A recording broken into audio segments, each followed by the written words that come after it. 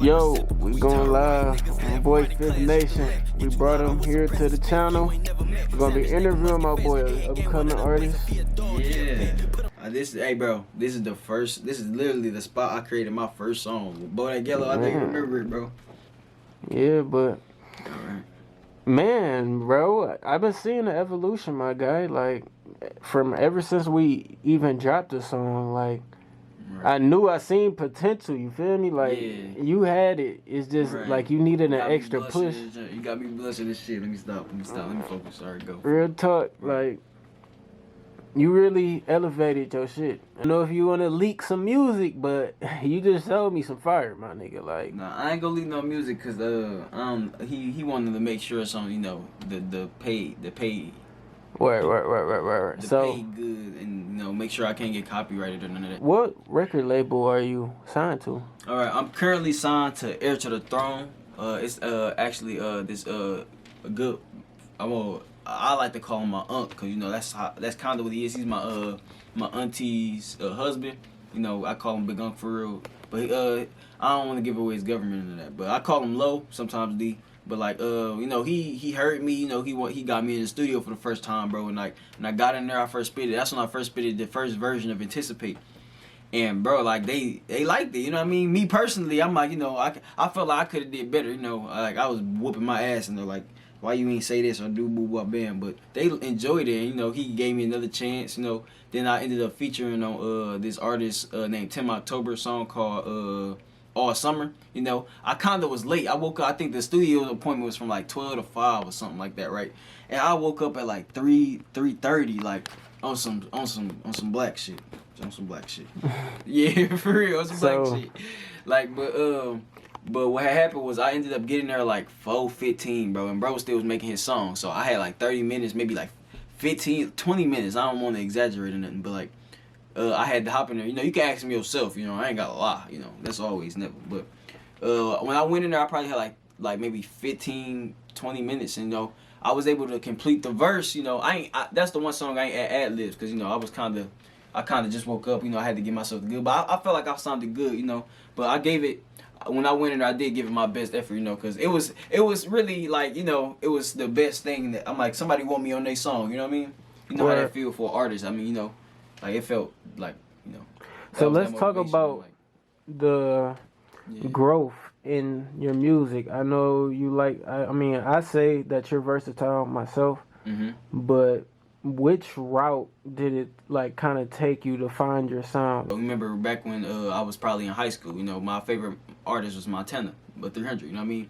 When he came through, he had like, that's when I first got into music, because I was straight games. If it wasn't games, what the fuck is you in my face for? He had showed me Montana 300, and it was Chirac, and that was the first, like, you know how Chirac go. When I heard that, I'm like, that junk fire, you know what I mean? And like, after a while, I started to hear his music and junk, and I started to hear what he was about and how he presented himself, and I'm like, I like that, because he was different from the Chicago rappers I heard, you know what I mean? Because I wasn't really in the music, you know, because I'll be in games, bro, like, for real. Like, if you ask me, it's, whatever, it go a long way.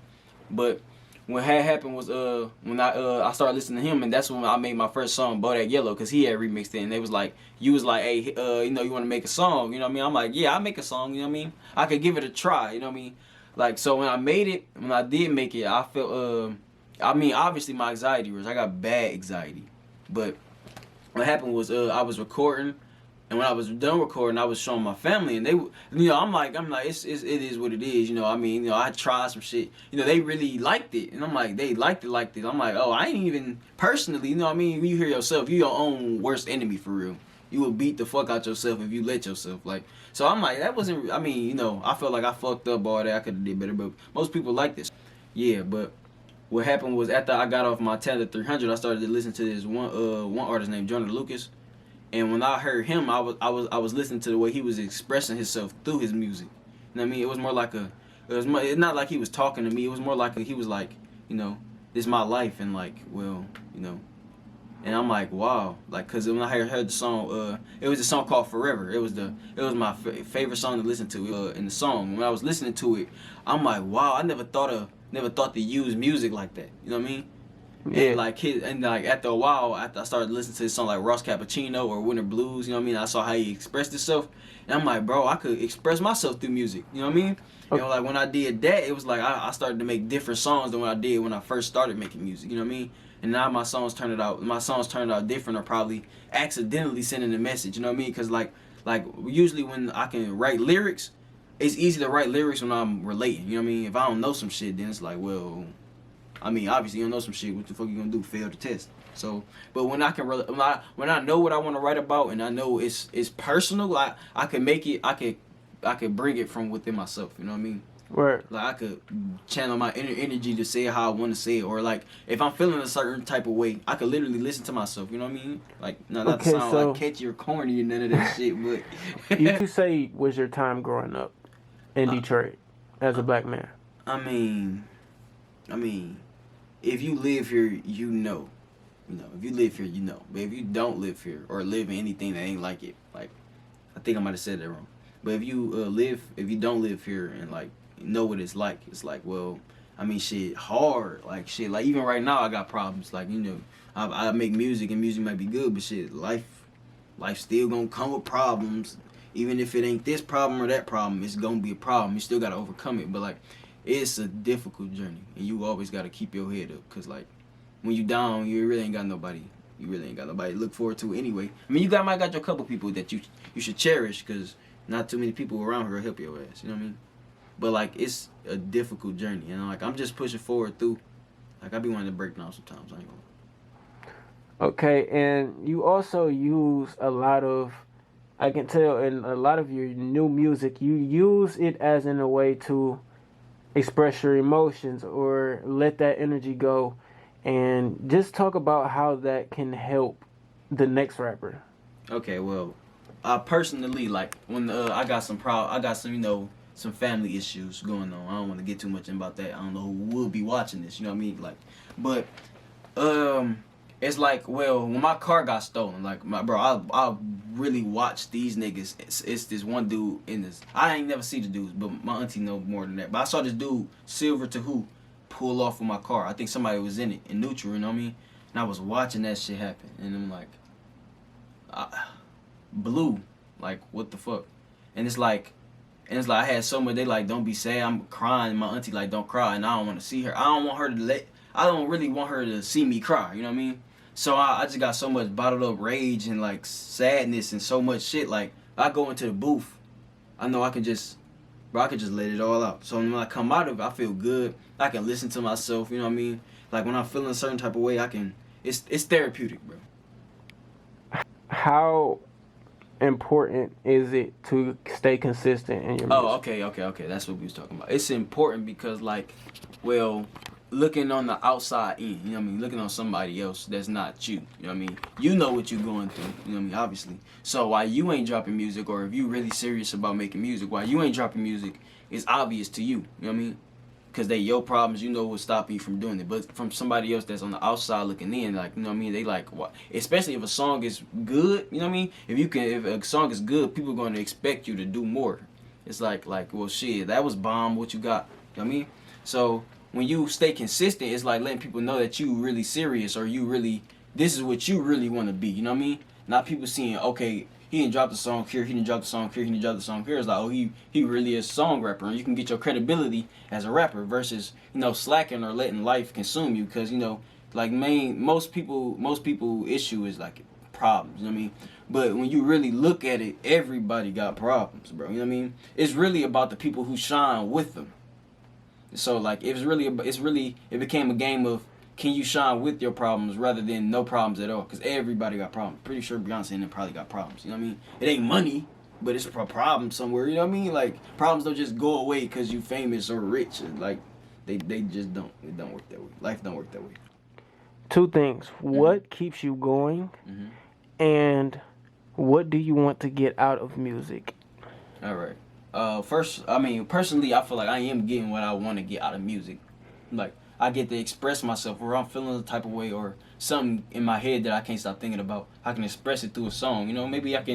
Maybe when you listen to the song, you can see what I was thinking at that time. You know what I mean? If you really listen to the song, because like, I be really really putting a lot of thought into my lyrics sometimes. So if you listen, or you might listen over, you can hear some shit. You know what I mean? But like, so, but the other one is like, you know, like I could be able to take care of the people I love, or, you know, be able to help somebody out that need help. You know what I mean? Like, shit, like honestly, I don't know where I would be if, you know, if my auntie husband ain't, you know, reach out, you know, boo bop bam, and, you know, we kick it up, and he see that I'm actually trying to do something. He give me that one little chance, because everybody need a chance, you know what I mean? You don't know when that chance is, so when you get that chance, take that chance, and that's, you know.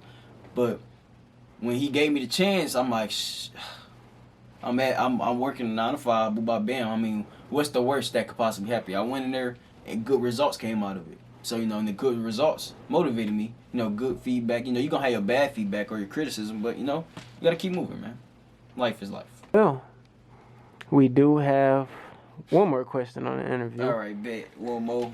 And shoot my brain. What are we next to expect?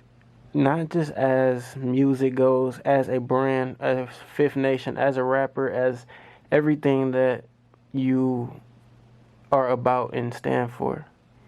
Build my YouTube channel. I mean, like, maybe like from like I would say maybe 2 days ago I had like 75 subscribers. You know what I mean? I had like 75 subscribers. You know, I'm still doing what I gotta do. I mean, it is what it is. But like maybe like as of right now I got like 230. You know what I mean? It ain't that much. You know, I watch people that with a lot more subscribers than me, but to me personally, that's a lot of growth. Cause I'm like, wow, like, you know what I mean? Like, whatever the case is, like that's nice to see. You know what I mean?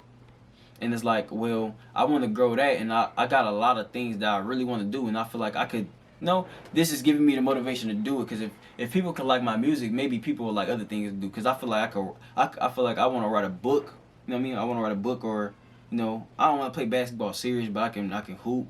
Chess is my literally favorite thing to do. Like, what, y'all playing chess? I'm there. Like, what, no, I could be bribed with chess. Like, what, it helped my mind be in the place that I would rather be, rather than what life want me to be at, cause, you know what I mean. But like, you should expect from me, like, that I'm gonna stay consistent, obviously, and well, shit, I want what's best for me. Shit, I want to make a game. I got a game in my head that I want to make, and I want it to be how I want it. But right now, I want to be able to, you know, express myself, get my financial situation correct. You know what I mean? And build from there. Well, we appreciate you, man. Man, for real, I appreciate you too, bro. It's crazy. I ain't never been headed talking to no camera, bro. I'm about to be looking at myself. Later, like, what the fuck was I thinking? I can't believe I did this dumb shit. Like, bro, anxiety gonna be beating my fucking ass. I'm talking about the 2-3 punch. Go check out his new song featuring my nigga Tim October, bro. Yeah. What's up, bro? If you end up seeing this, bro, what's up, man? It's been going up. And congratulations on you too. You know what I'm talking about. Yep. And as well as going up and elevating, stay positive, and we are out, man. Yeah, goodbye. Man. Tell you about these terrible things that can happen in these streets, bro. It's nothing that you really missing. This should be obvious. Destination's the foggiest. Filling me up with nausea. Twisted up and misguided us down the wrong path. It take a while to see. You think you live in the dream, but realizing you the saltiest. Damn. Cause it be easy. It's just we the ones that make it hard. Won't listen to our peers, and I can bet that they've been through it all. Basic just to listen, but it's like our ear. I remember, I almost say some stupid shit.